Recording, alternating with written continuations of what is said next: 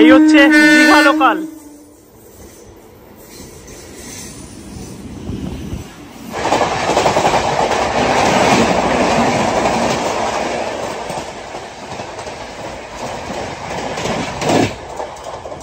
আর এখানে দেখো সব টোটো দাঁড়িয়ে আছে, অটো দাঁড়িয়ে আছে। রিজার্ভে যেতে পারো 150 টাকা মতো নেয়, শেয়ারিং হচ্ছে 30 টাকা করে।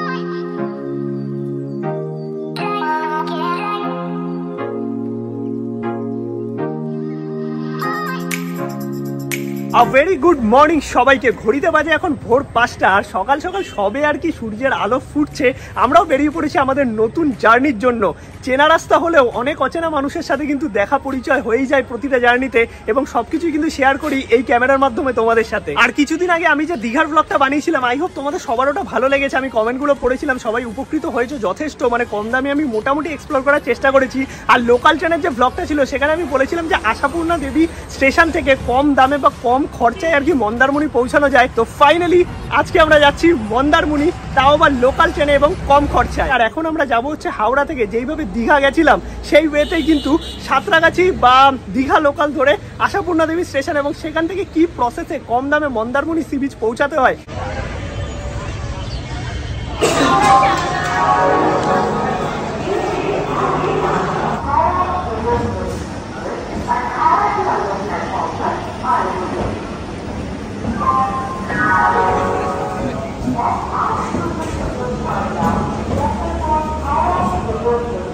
ঘড়িতে বাজে এখন 6টা 26, আর আমাদের পাঁশকুড়া লোকাল ছাড়ার কথা হচ্ছে 6টা 15-তে। তো ট্রেন আসলো হচ্ছে এই 6টা 22 নাগাদ। তো আমি জানি না এবার কটার সময় ছাড়বে, আর দীঘা লোকালেরও কি অবস্থা হবে। চেক করলাম রানিং স্ট্যাটাস যেটা আছে, দীঘা লোকালও কিন্তু লেটে চলছে। আর এই 6টা 15 যে পাঁশকুড়া লোকাল থাকে, এটার সাথে কিন্তু পাঁশকুড়াতে দীঘা লোকালের আর কি মানে কানেকশান থাকে। এই ট্রেনের যাত্রী যেহেতু ওইখানে ওঠে, তো এই জিনিসটা কিন্তু তোমরা একটু মাথায় রাখবে যে এই ট্রেনটা মানে 6টা 15 পাঁশকুড়া লোকাল তোমরা যদি ধরো, তাহলে কিন্তু পাঁশকুড়া থেকে তোমরা মেচেদা দীঘা লোকাল পেয়ে যাবে। 6টা 31, আর আমাদের 6টা 15 পাঁশকুড়া লোকাল ছাড়লো এই টাইমে। এবার লেট তো করবে অবভিয়াসলি, দেখা যাক মেচেদা দীঘা লোকালও লেট করে কিনা, কারণ করার কথা। এর সঙ্গে যেহেতু কানেকশন থাকে, আর এখানে থেকে দেখো হাওড়া ডিব্রুগড়, এটা কিন্তু যাচ্ছে কারশেডে। সকালে এসছে ট্রেন তো একেই লেট, আর ছেড়ে মাত্রই দেখো স্টেশনও ক্রস করেনি, এখনই দাঁড়িয়ে গেছে। জানি না কখন কি পৌঁছাবে। আর তোমরা যদি ব্রেক করে যেতে চাও, তাহলে 6টা 15 এই পাঁশকুড়া লোকাল ধরে পাঁশকুড়া, দেন ওখান থেকে মেচেদা দীঘা লোকাল ধরে দীঘা বা মন্দারমণি পৌঁছাতে পারো। কিন্তু তোমরা যদি চাও যে আমরা ব্রেক করে যাবো না, তাহলে কিন্তু 6টা 10 সাঁতরাগাছি মেচেদা লোকাল ধরতে পারো, যেটা সাঁতরাগাছি থেকে 6টা 10 ছাড়বে এবং মেচেদা পৌঁছাবে 7টা 30 নাগাদ, এবং আধ ঘন্টা মেচেদাতে ওয়েট করে দেন ওই ট্রেনটাই কিন্তু মেচেদা দীঘা হয়ে 8টার সময় রওনা দেবে এবং পৌঁছে দেবে মোটামুটি 11:30 নাগাদ দীঘা। এবার আশাপূর্ণা দেবী থেকে কী করে মন্দারমণি যায় সেটা তো আমি তোমাদের দেখাবোই। আগে পৌঁছাই পাঁশকুড়া, কারণ এ যা লেট করছে আমি জানি না দীঘা লোকাল কী হবে।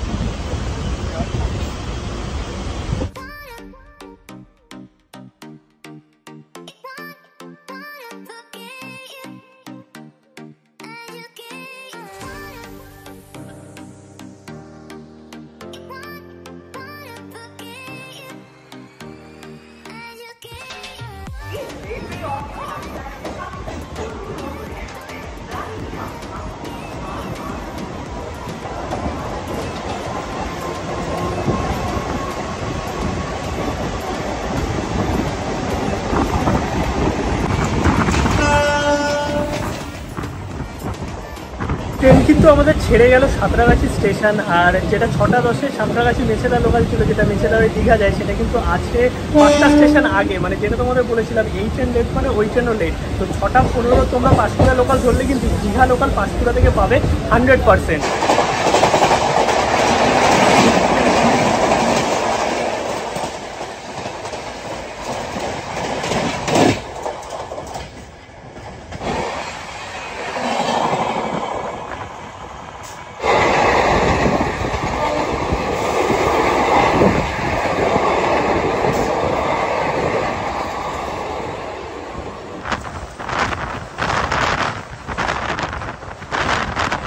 ফাইনালি আমরা এসে পৌঁছালাম হচ্ছে মেচেদা আর এই দেখো দীঘা লোকাল দাঁড়িয়ে আছে। বাট আমি এটা উঠলাম না এখান থেকে, তার কারণ হচ্ছে এই পার হতে হতে যদি ট্রেনটা ছেড়ে দেয়, কারণ ওরও টাইম হয়ে গেছে, তার জন্য আর রিস্ক নিলাম না। পরের স্টেশন বা পাঁশকুড়া থেকে আমরা ট্রেনটাকে ধরে দেবো। আর আমাদের পাঁশকুড়া লোকাল কিন্তু আগে সিগন্যাল দিয়ে দিয়েছে, দীঘা লোকাল দাঁড়িয়ে আছে মেচেদাতে। এবার তোমরা যদি বাই চান্স দেখো যে দীঘা লোকাল এখানে নেই, তাহলে কিন্তু এখানে নামার দরকার নেই, পাঁশকুড়া থেকে 100% পেয়ে যাবে।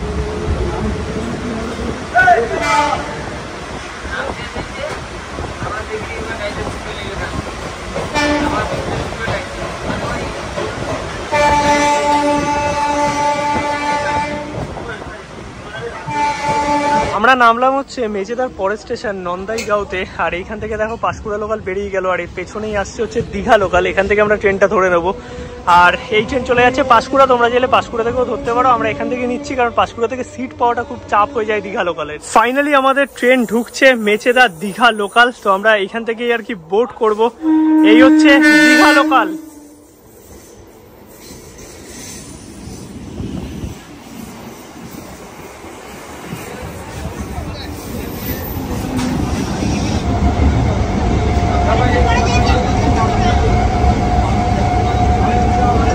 মেচেদা ক্রস করেছি, মেচেদার ফেমাস চপ। মেচেদা কিন্তু চপের জন্য বেশ বিখ্যাত। এখানকার আলুর চপ, মোচার চপ, ভেজিটেবিল চপ, এগুলো তোমরা ট্রেনে নর্মালি পেয়ে যাবে, সেটা তাম্রলিপ্ততে যাও বা লোকাল ট্রেনে যাও, এগুলো ট্রাই করতে পারো। 10 টাকা করে প্রবাবলি। আমি এখন সকাল সকাল খাচ্ছি না।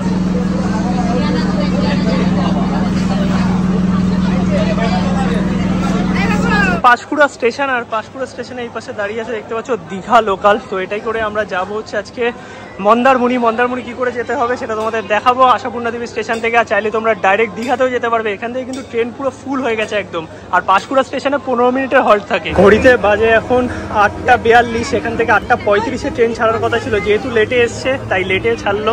আর ট্রেন এতক্ষণ এই দিকে আসছিল, এবার উল্টো দিকে যাচ্ছে, মানে পাঁশকুড়া এসে ট্রেন কিন্তু আবার ব্যাক সাইডে গিয়ে দীঘা রুটে ঢুকবে।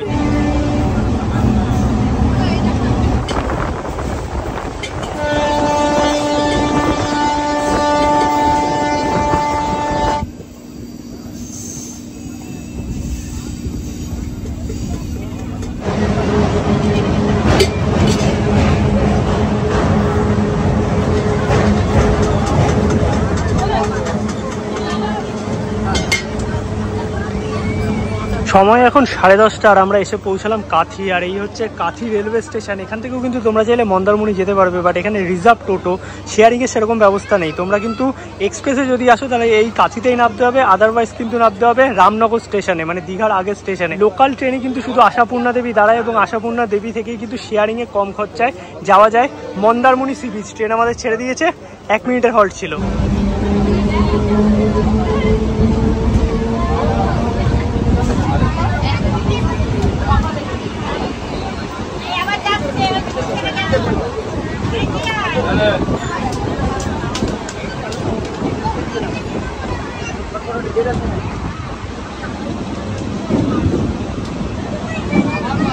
আমরা কিন্তু নেমে গেলাম আশাপূর্ণা দেবী স্টেশন। ট্রেন বেরিয়ে গেল দীঘার উদ্দেশ্যে। আমরা এখন যাব সামনের দিকে, মানে এই সামনে জাস্ট একটুখানি হাঁটলেই তোমরা টোটো পেয়ে যাবে। আর ট্রেন কিন্তু বেরিয়ে গেল দীঘার উদ্দেশ্যে, দীঘা লোকাল। আর এখন আমরা কিন্তু যাচ্ছি হচ্ছে সামনের দিকটাতে, মানে স্টেশন থেকে বেরোলে একদম সামনের দিকে হেঁটে যাবে, দেখবে টোটো দাঁড়িয়ে আছে। টোটো করে আমাদের যেতে হবে হচ্ছে ইছামণি বা ইছাবনি, এরকম একটা কোনো জায়গা যেটা হচ্ছে মেন রোড। আর সেখান থেকে আমাদের চাউলখোলা হয়ে চলে যেতে হবে হচ্ছে মন্দারমণি। শেয়ারিংয়ে গেলে আমি যতটা জানি এখান থেকে ভাড়া 15 টাকা, মানে মেন রোড অবধি। ওখান থেকে 10 টাকা চাউলখোলা, 30 টাকা শেয়ারিংয়ে মন্দারমণি, মানে 40 টাকার মধ্যে মোটামুটি ওইখান থেকে গল্প শেষ। আর এখানে হচ্ছে 15 টাকা, তার মানে তোমরা মোটামুটি 50-55 টাকার মধ্যে পৌঁছে যাবে মন্দারমণি। আর এখানে 45 টাকা ভাড়া ছিল। এছাড়াও তোমরা যদি বুক করে যেতে চাও সেটা তো পারবেই, মানে চাউলখোলা থেকে বুকিংয়ের বন্দোবস্ত তো আছেই। এবার চলো আমরা সামনের দিকে যাই, গিয়ে দেখি টোটোর কি বন্দোবস্ত আছে।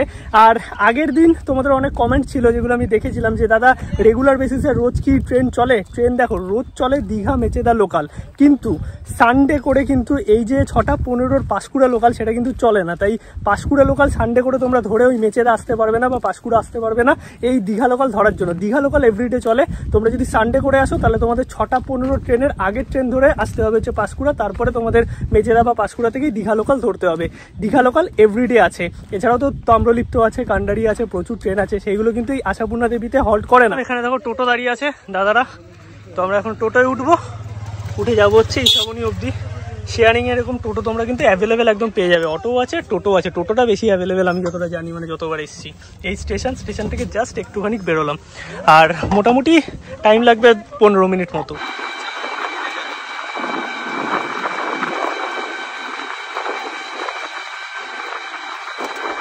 এসে আমরা পৌঁছালাম পিছামনি বাজার, আর এই হচ্ছে পিছামনি বাজার বা বাইপাস মোড় যাই বলো না কেন, এখান থেকেই বড় বড় ভলভোগুলো যায়, এবং এই দিকটা হচ্ছে দীঘা। এই যে অটো টোটোগুলো আছে রানিংয়ে 10 টাকা করে নেবে চাউলখোলা যাওয়ার জন্য। চাউলখোলা থেকে দেন তোমরা মন্দারমণি শেয়ারিংয়েও যেতে পারো, শেয়ারিংয়ে গেলে 30 টাকা, আর যদি তোমরা রিজার্ভে যাও তাহলে হচ্ছে 150 টাকা। আর এখান থেকে 10 টাকা, আর আমরা যে টোটো করে আসলাম নিলে হচ্ছে 15 টাকা ইছামনি বাজার অবধি।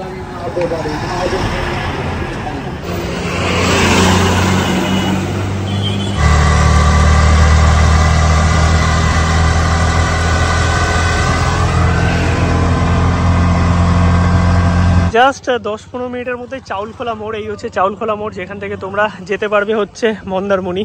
আর এখানে দেখো সব টোটো দাঁড়িয়ে আছে, অটো দাঁড়িয়ে আছে। রিজার্ভে যেতে পারো 150 টাকা মতো নেয়, শেয়ারিংয়ে হচ্ছে 30 টাকা করে। শেয়ার টোটো পেয়ে যাবে তোমরা, একটু দাঁড়াতে হবে শেয়ারিংয়ে, বাট 2-3 জন থাকলে শেয়ারিং এনাফ আমার মনে হয়। যেতে মোটামুটি সময় লেগে যাবে 20-25 মিনিট।